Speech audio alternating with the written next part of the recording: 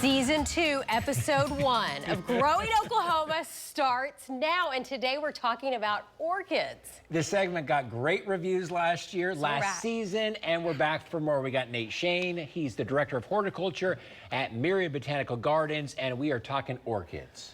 I think this is the third time I've been here talking about orchids. We have an orchid show going on right now, so this time I just wanted to come in and kind of talk about some of the weirdness of orchids, because our show is called the Curious World of Orchids, and they really are quite weird.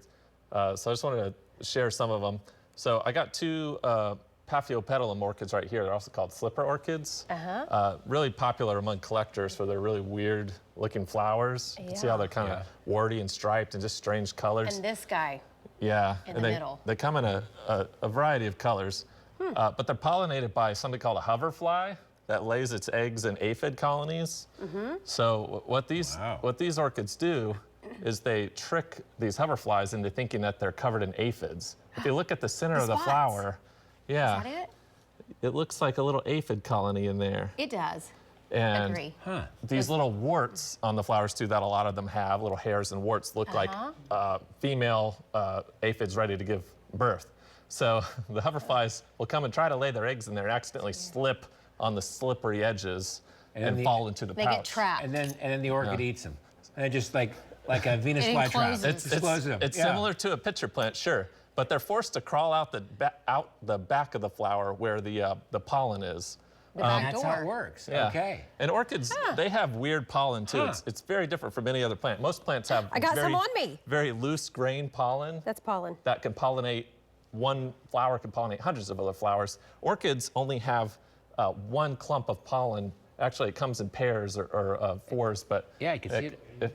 If you zoom in on my finger there. Yeah, look at that. It's like a spur almost. I see it. Oh, we got it. It's just little clumps, and it hangs off of a little stalk, and it will just stick to the top of an insect's head. I call it like a dunce cap, because most orchids are tricking their pollinators into visiting. So it's just a sign that that insect got tricked.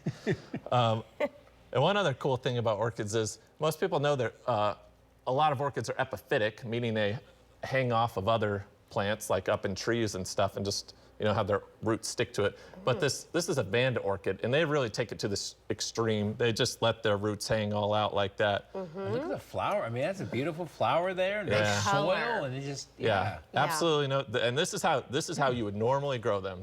You don't put any soil. It's just sitting in a little basket here with the roots just hanging down there. And they just like to get those roots wet every other day or every day. Just be consistent with it.